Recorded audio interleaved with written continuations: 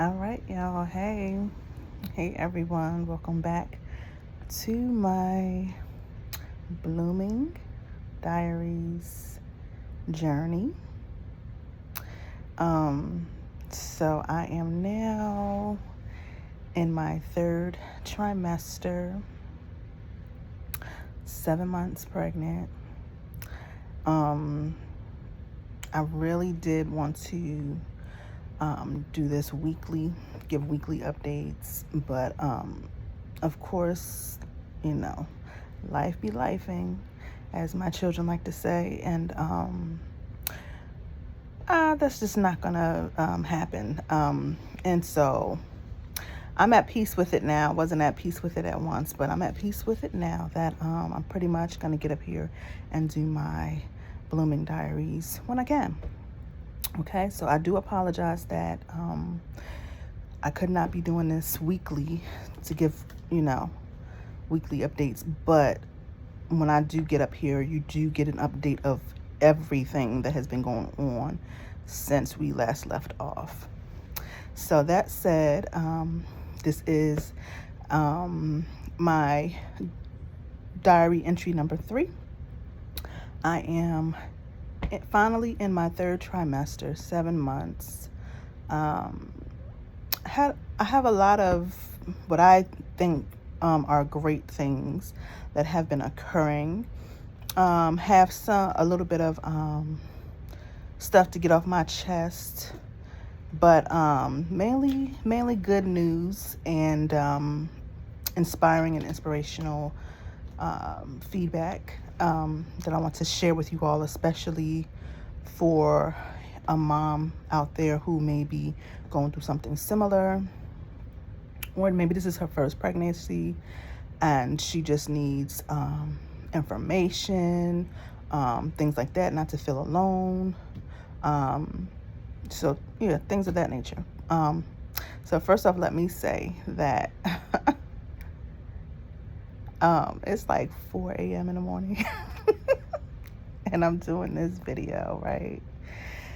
But it's okay, because I'm telling you, my body has been straight hijacked during this pregnancy.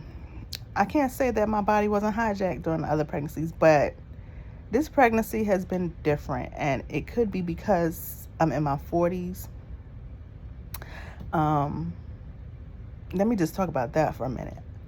I think I did talk about that a little bit in a previous video, but let me talk about that more in detail.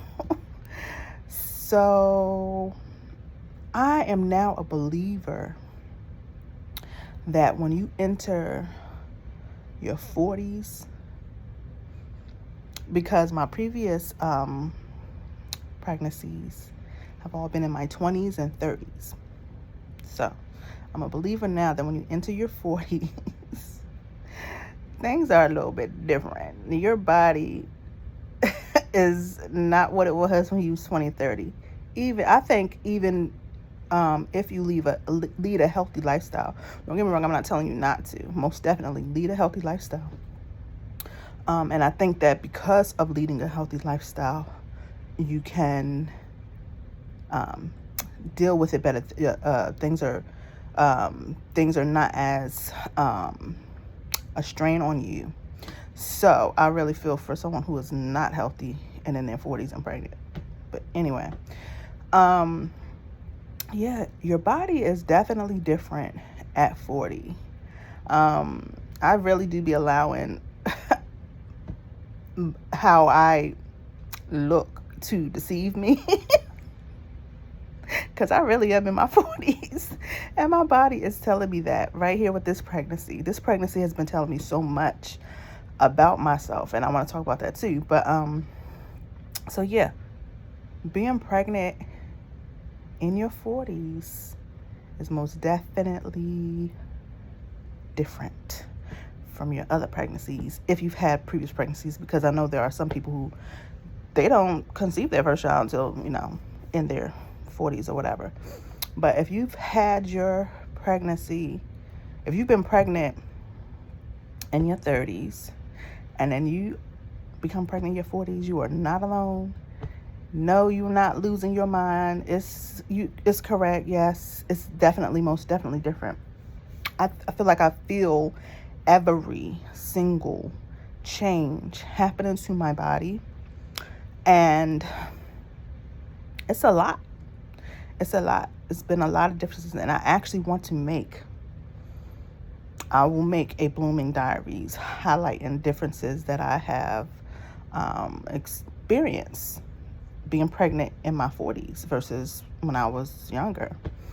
So, I would just say it's definitely more challenging, but it's not saying it's not doable, but it's definitely more challenging. And I am definitely more precautious this time around because it's more challenging. So anyway, the reason why I got on that topic talking about that is because it's 4 a.m. My body has been hijacked by this child of mine that is grown inside of me. My body is not my own anymore. And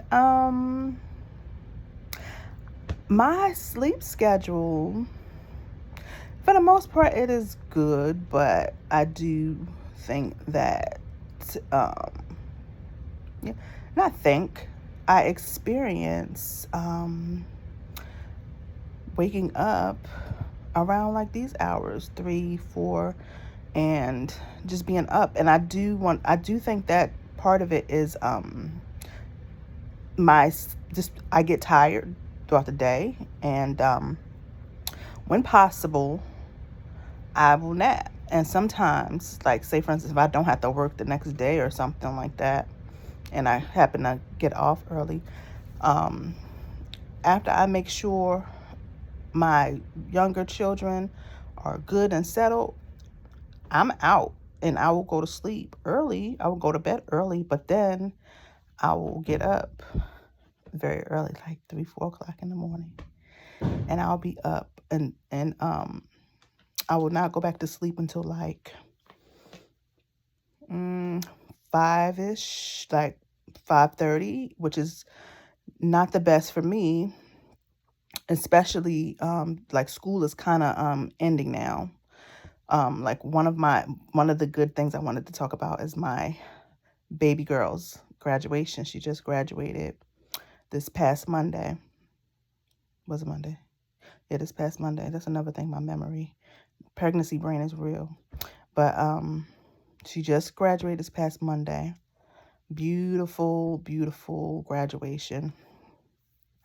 But also, that is one of the check marks off my list of things to do, which is a relief because she was the first one that would get up, because she leaves first. She leaves before her one of her older sisters. So like her time to get up was like 6:15ish, and when you have been up because you can't go back to sleep, and then you finally go back to sleep at 5:30, that's something else. Having to get up at 6:15 in the morning with your child to help them get ready. And so that's kind of a relief. The other thing is, like, if I have to work the next day, that's another thing. My schedule has changed so much in this pregnancy. And we'll talk about that later if I remember. But yeah, if I have to work the next day, that also is a bummer, because if I had one of those days where I slept really long, then got up mad early, and I try. Usually I can get maybe a small nap in on work days, but usually I'm busy, especially with with school being in session. School's kind of coming to an end, so that's slowing down, like I was saying. But I'm pretty much busy throughout the day, and so by the time I get to work, because right now I'm currently working afternoon, evening,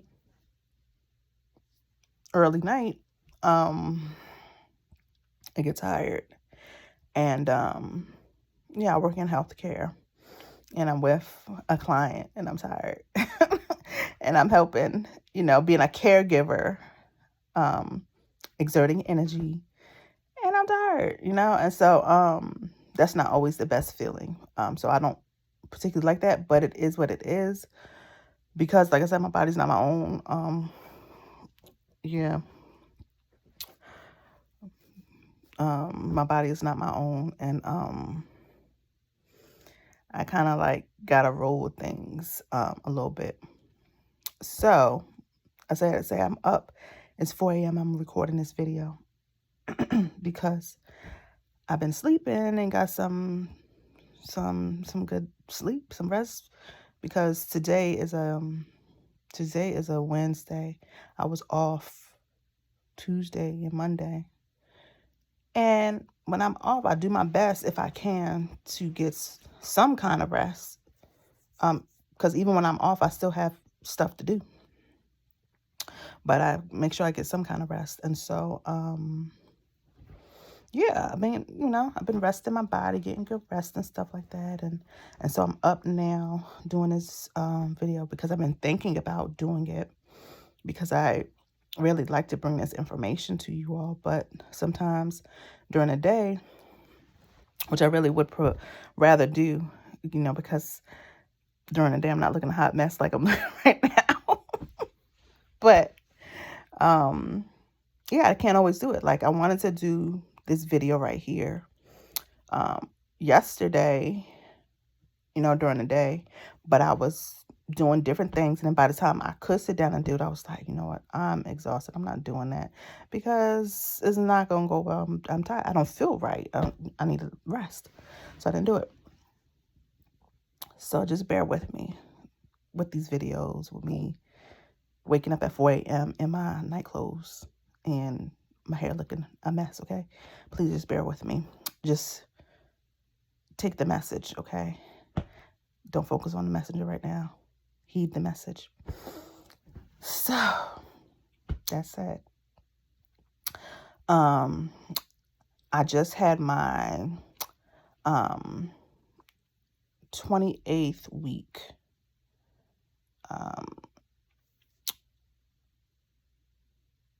prenatal visit yesterday.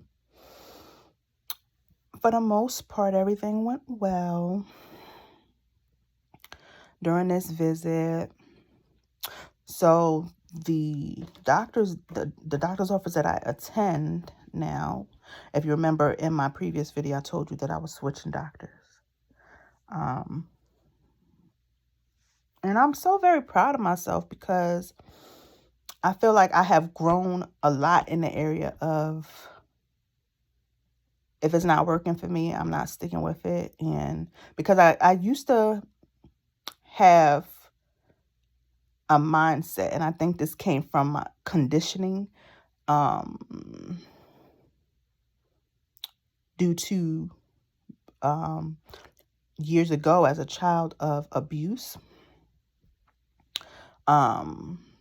childhood molestation abuse. I think that that had conditioned me to tolerate uncomfortabilities, things I didn't like, things I didn't want, because that is something that had happened when I was a child. And for so many years, I tolerated that secret, right? And so, of course, eventually, I went to therapy for it, and little by little, step by step, begins to heal from that. And so, and even now, in these days and times, I'm still healing. It's going to be a lifelong process, right? But I'm finally at the point in my healing where, if something is not for me, I don't just sit there and take it, if I don't have to. And that's not to say you ever have to. But in life, sometimes you have to kind of go with the flow until you can do better, or get better, or whatever the case may be. But anyway, I'm very proud of myself, because this time around, I am going into a hospital to have my child, because I am considered high risk. And I told myself, because I really don't want to do it, but it's for the benefit of myself and my child, just to make sure I am okay, and the child is okay. Because I do believe that the medical arena is for emergency purposes, because there are things that can be done to save lives, to bring better outcomes in an emergency. And what I mean by emergency, in an event where as though we could not, or be very hard to, or much of a challenge to accommodate ourselves, because we don't have certain tools, right? So these medical establishments have certain tools that we do not have, and they have expertise in these certain tools, how to utilize them, or they're supposed to. And we're going to talk about that too. Some stuff that I done seen and learned being on this nursing journey. But anyway, so I do believe that the medical arena has its place. That said, I do know pregnancy and birth is not an emergency, but it can be, right? And so my first go-to for pregnancy and birth, if possible, would always be a home birth, like I have expressed before in the past. But under emergency, if you are truly high risk, and to me, age alone is not high risk. So even though they have me as advanced maternal high risk, that alone is not why I decided to go into the hospital, even though it was a hard decision for me.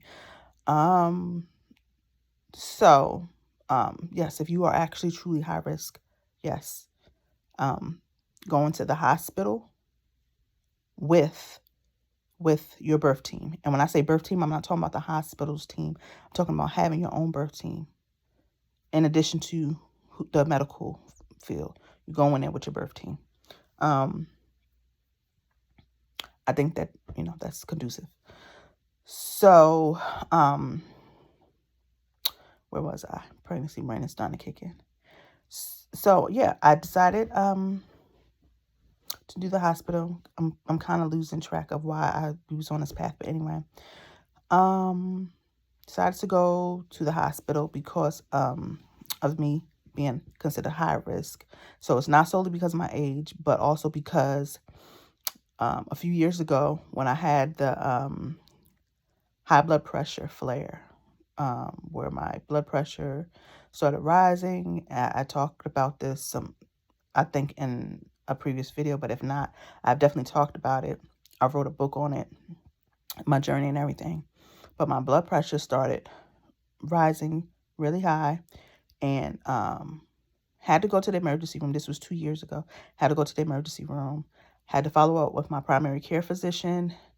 My primary care physician and I created a plan to get me back on track, because I told him I did not want medication to be the first route. That's not to say I would never take it if I had to.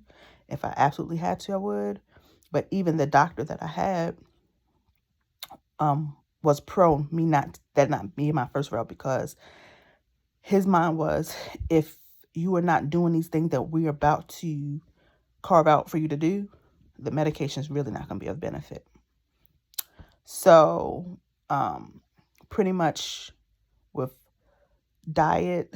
using exercise, using stress relieving practices, I was able to bring my blood pressure down back to its normal range and maintain. During this pregnancy, I had a flare up with my high blood pressure. And I went to the emergency room because I was concerned, especially considering that I am pregnant. And I know that could be, me having extreme high blood pressure that can affect the baby. So I went to the hospital, which I talked about previously, and they admitted me and all of that kind of stuff. And so my blood pressure has been really well since I've been out. No medication, because it came down on its own in the hospital. No medication. So they did not recommend any medication to me. They recommended that I be more vigilant in checking my blood pressure. I'm supposed to be checking it twice a day. Continue, stress relieving practices. All the things that I was doing before to keep my blood pressure stable. But because of that, I am higher risk. They want to monitor me more, and I get that. And so, and in a previous pregnancy with my second child, my older daughter, after giving birth to her, my blood pressure did elevate.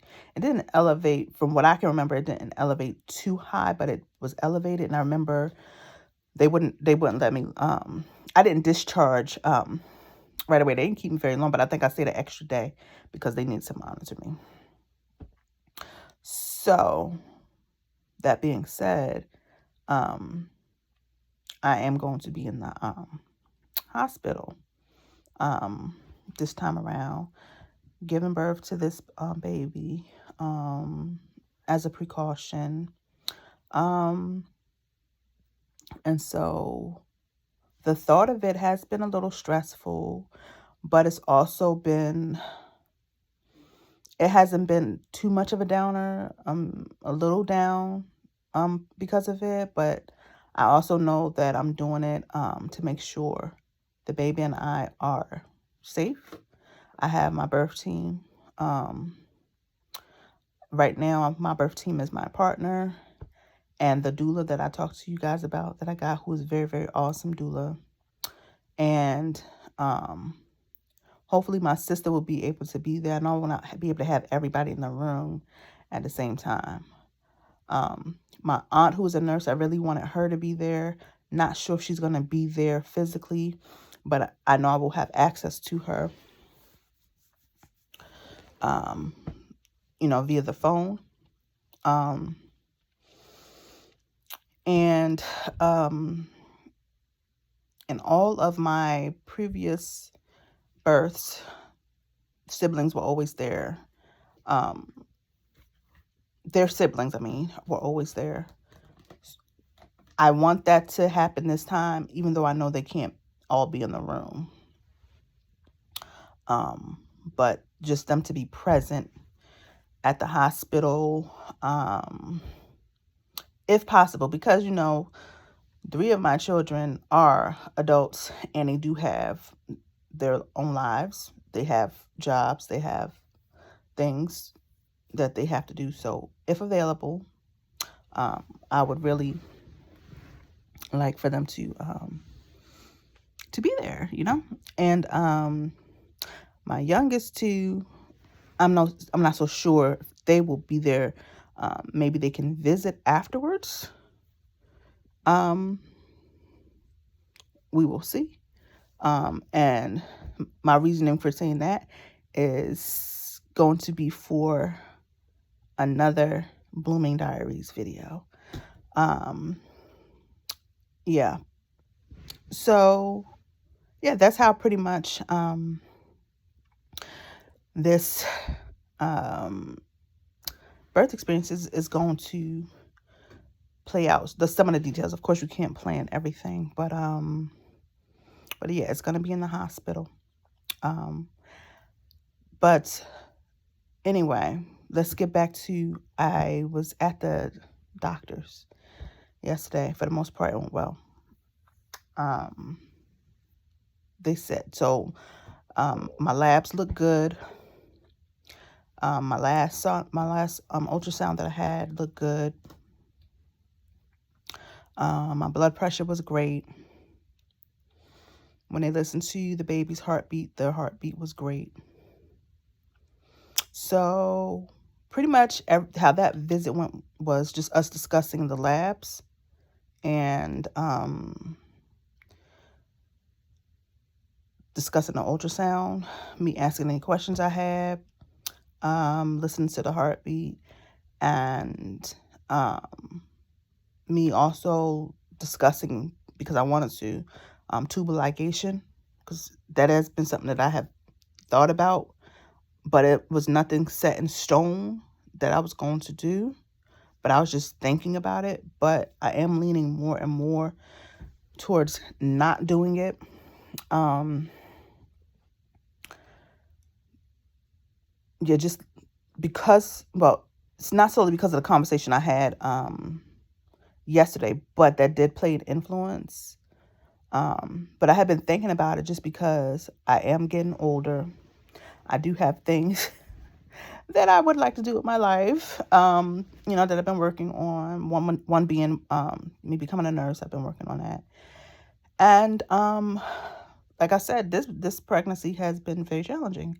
So I was considering it just to definitely make sure, because this pregnancy was definitely a shocker. Like I said in my very first video, it was not a planned pregnancy. And I could tell my neck has gotten darker. Oh my gosh. Let me close this up.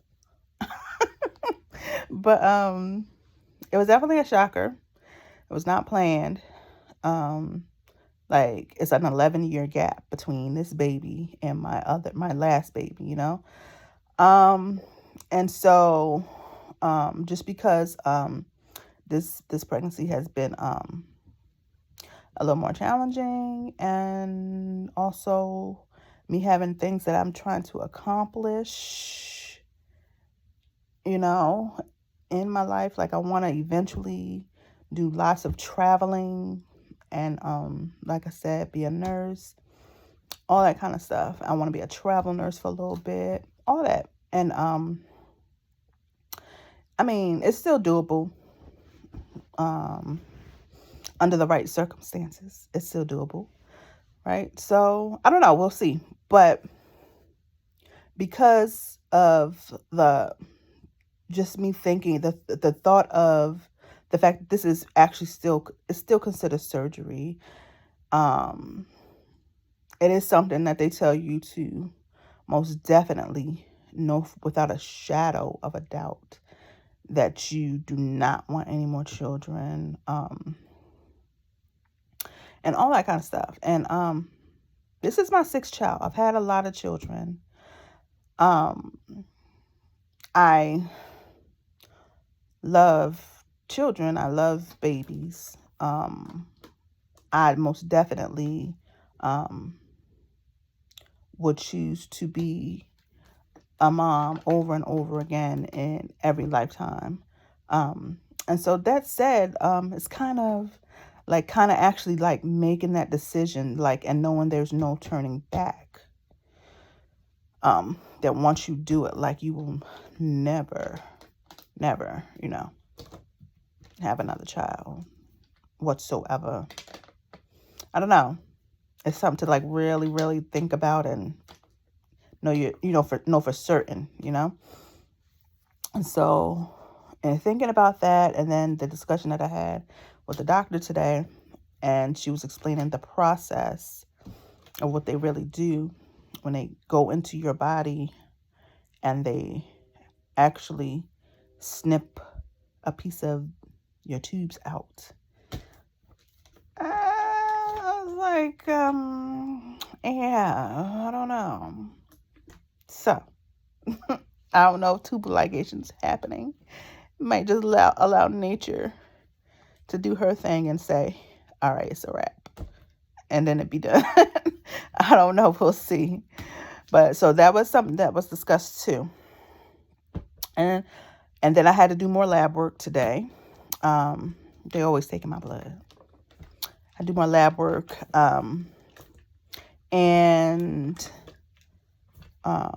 So yeah, that was that at the visit. Now, for me, even though sometimes I catch some things that's going on, when I'm at the doctor's, and I address it if I catch it. Sometimes certain things don't hit home until after you leave and you've been processing. And so it was a couple of things that hit home to me because the particular doctor I saw yesterday, and see, I just remember now and saying this. I was telling y'all that the practice that I'm at, they rotate the doctors. I don't like that. I don't like that at all. But I felt as though I still feel like this doctor is better. Going to this practice is better than the one I was at before. And being as though I'm getting closer and closer to my due date, I know I can't keep flip flopping. So it's better. But I didn't like the fact that the doctors are rotated, and rather than having one doctor that you see every visit. But anyway, so the doctors are rotated, and so this child be moving now.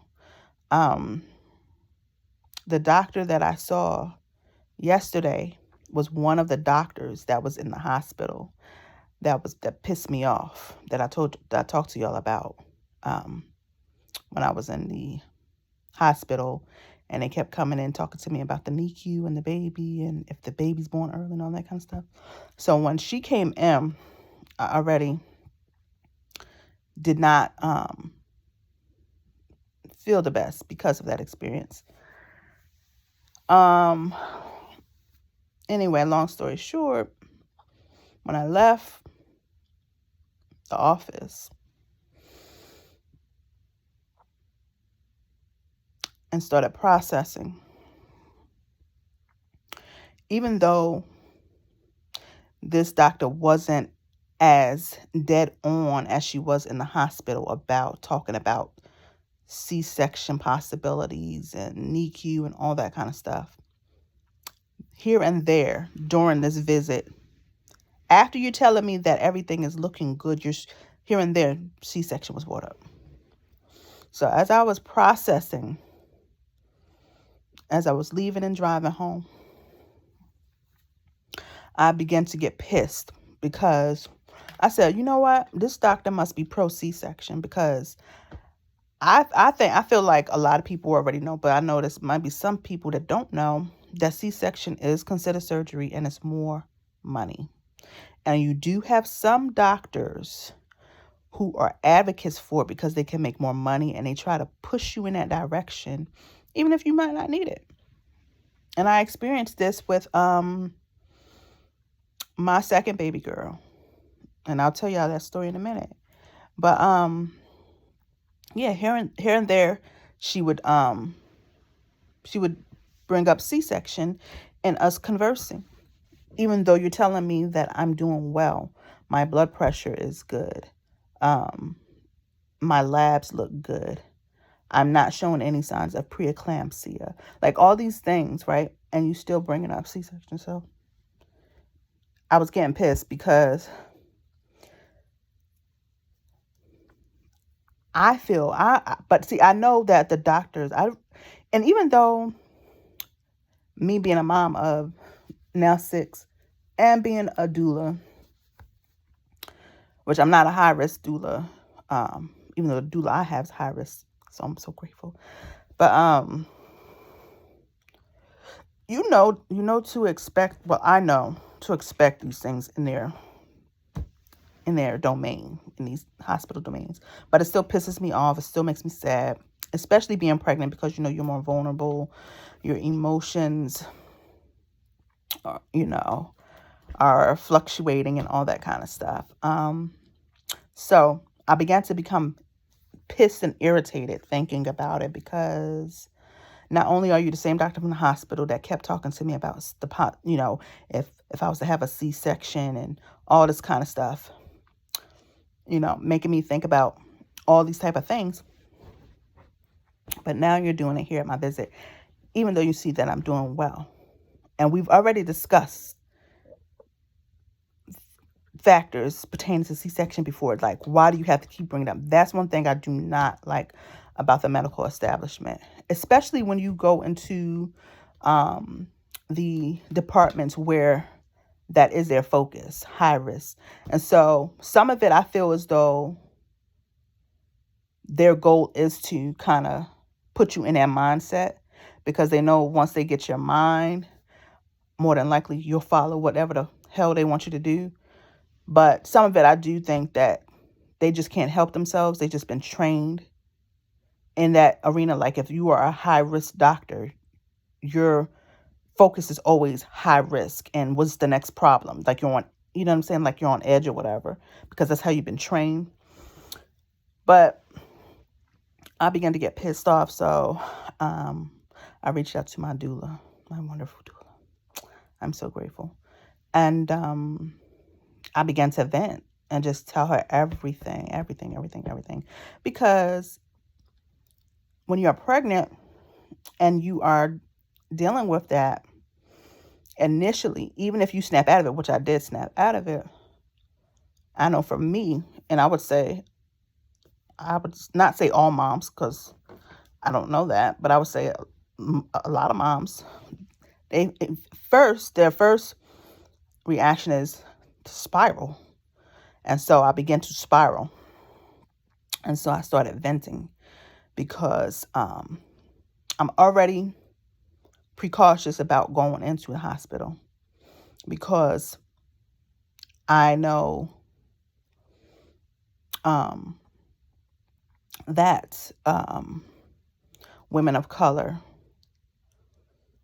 are not as privileged as European women when they go into the hospital, right? And so because of knowing that we're not as privileged, or we can be not as privileged, and things of that nature, I began to spiral because I already feel some type of way about going into the hospital. So I began to vent to my doula, just sending her text messages and everything about how I feel, everything. And after I sent the messages, which was long messages, I started kind of feeling like I was maybe bombarding her. Even though if you have a good doula, you're not bombarding your doula if you do that. But of course, I'm pregnant right now. And I'm pregnant and vulnerable. And I knew these things, which is why I was like, I must have a doula, especially if I'm going into the hospital. So you got to know these things about yourself, right? So know thyself. So, which is, that's one of the reasons why I got a doula too. Because I know how I can spiral sometimes. I normally will catch myself, but I know I can spiral. I become very vulnerable when I'm pregnant, which I explained to my partner because, my partner asked me like, why don't you be your doula? And I told him, I said, I'm emotionally imbalanced right now. I'm not going to be my doula. I'm not balanced right now, when I'm pregnant, I'm not balanced. So, knowing that about myself, no. Don't get me wrong. If I have to advocate for me, I'm going to. And I mean, when you have a doula, you still advocate for you. You just have that extra backup, that extra soundboard. That's, like she said, and those extra eyes. So anyway, I felt like I was bombarding her and all that kind of stuff. And so once I got out of that spiral and I started to feel strong again, like, you know what? These doctors ain't going to mess with me. They're not going to mess with my mind. I'm going to stay strong. Me and my baby going to be okay. Right? So once I got back into that stance, I had messaged my doula and I was like, let me cover up my neck. My neck is dark. Like when you get pregnant, you start getting them dark spots on your body. My neck gets dark. But anywho, I don't like it. But anywho, so I reached back out to my doula And pretty much, was like, yeah, I know I sent you a lot of messages. I hope it was okay. I said, usually when I feel under attack like that, like consistent attack, I said, I do my whining, which is true. I do my whining. I said, but eventually I get myself together and put my armor back on. And yes, my doula responded very beautifully, letting me know that no, you're fine. And this is what I want you to do. I want you to come to me and I want you to talk to me and vent to me and, all that kind of stuff. And reminding me, because even though I'm a doula, like doulas need doulas too. Doulas need reminders too when they're in it, going through it, the thick of it. You know what I'm saying?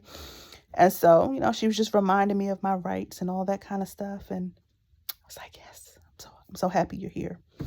So, that was my experience yesterday for my my checkup. And now, because I've entered the third trimester, 28 weeks, I start doing my checkups every 2 weeks. So I visited the doctors my OB every 2 weeks. And one of the other things that was mentioned to me at the doctor's is, and I talked with my doula about it, was, and at these 2-week visits, we want to put you on the monitor so they can monitor my baby and contractions for 20 minutes and all that kind of stuff. And I was like, this is bull crap. Like, I started processing myself. I was like, this is bull crap. Like, the whole every 2 weeks, I researched that, and then the memory came back and was like, yeah. Because I always knew that it was like, when you attend the doctors, they see you monthly, then it goes to 2 weeks, then it goes to every week. And I just didn't remember when. So when I did my research, I saw, it starts at like 28 weeks. So I was like, okay, that's fine. I said, but that monitoring me for 20 minutes, I was like, that's bull crap. And then when I talked to my doula was like, she's like, she don't remember. That doesn't, she doesn't recall that having to be. And so it was like, I already knew what that was. That's this particular doctor who is pro C-section, and you can't tell me otherwise, is trying to create, I feel, a situation where she can put me under that damn knife, and I'm not. So I'm objecting to that. When I go back to my next visit, I am objecting to being put on that monitor, just like I objected in the hospital, because she was the one that was in the hospital that kind of wanted me to go under that monitor, so they could watch the baby more closely. And then when I was in the hospital, I objected to it because I was like, if my test results are not warranting me to be under that monitor, and every time you listen to my baby's heart on the Doppler, the baby is fine. I was like, no, I'm not going under more intense fetal monitoring where I have to lay in this bed strapped up for you to try to make a reason to cut me. So so that also took place too. And so I'm objecting to that. Next time I go to the doctors, I will not, without reason, be put on more of a watch,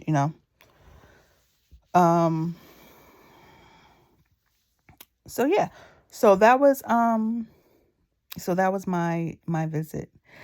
Aside from that, like I said, I have been doing really well. Like I said, my baby girl graduated Monday, which was wonderful. It was beautiful. Had a wonderful day with her and her sisters.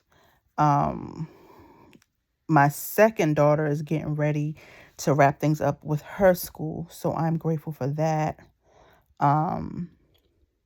I just started back talking to my therapist, which I'm grateful for. I wanted to do that, especially with so much going on, and also with what happened when I was in the hospital, because like I had expressed in the second video, that was traumatizing to me. That was and so I'm back talking to my therapist, which is a plus for me too. I'm so happy. That's what I wanted. So I'm glad, like, these things that I really, really need during this pregnancy is really coming into fruition. I'm glad that I'm vocalizing, I'm saying it, and I'm vocalizing it, and it's coming into fruition. And so yeah, so things have been really going great. Just got my peanut ball. My baby daddy, my handsome partner, just got me my peanut ball and my birthing ball. I got me some pregnancy underwear, y'all, that will come over my belly so I can stop wearing them small things. Getting ready to purchase the bassinet that I want in the next couple of days. And then eventually the goal is to get a few more baby items outside of the baby registry, because I did create a baby registry for when I have my baby shower, but it was some things I told my partner we don't need to wait on, just because for one, when you do a baby registry, people can get whatever they want, and we not for certain what they're gonna get, and there's certain things we need. Like, I really needed this peanut ball to prop my legs up on when I lay down, and to also help my body to start to open up and all that kind of stuff, and prepare for labor. And then I also really needed that birthing ball to sit on to do the same thing. And then I definitely want the bassinet. And then there's a few more things that I want us to get prior to the baby shower, which is the car seat, because you definitely cannot leave the hospital without a car seat. That's important. And I want a baby outfit that the baby can come home in. And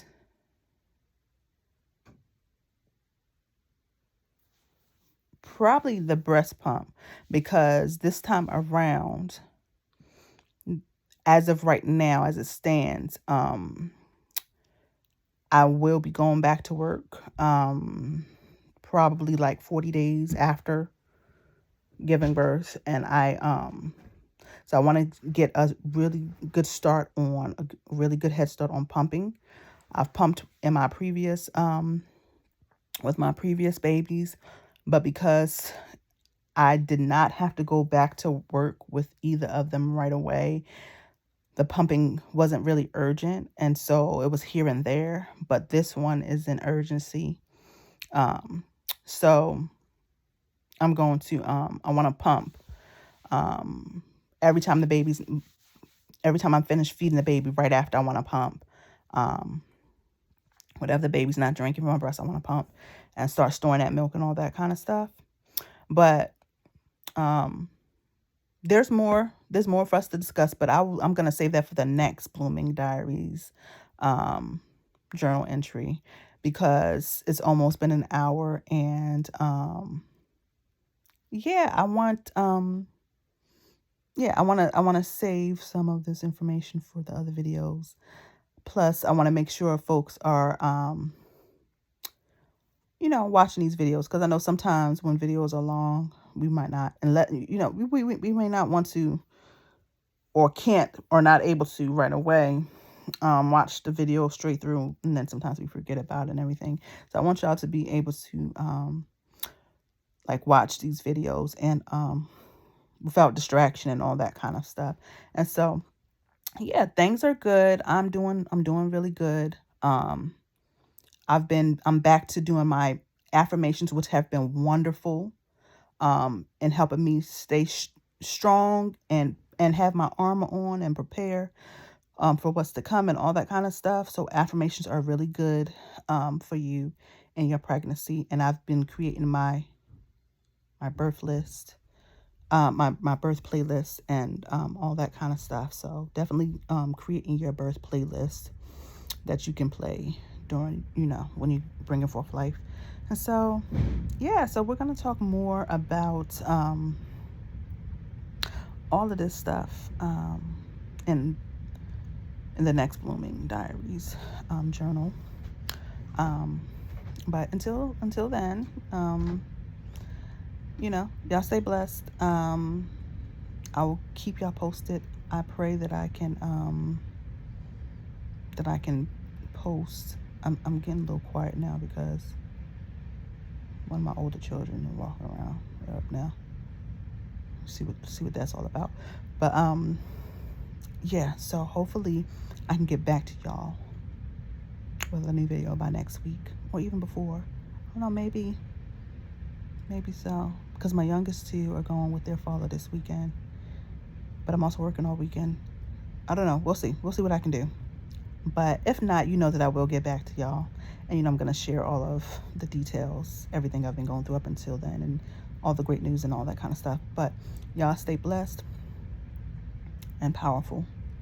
And I'm pretty sure if you're watching this, you're either pregnant or you're a mom. And just remember, you're awesome. You can do this. You were created to do this. Just, create your birth team, create your support team, whatever you need to do to make it through. All right, so I'll talk to y'all a little later, and I appreciate every one of y'all. All right, peace.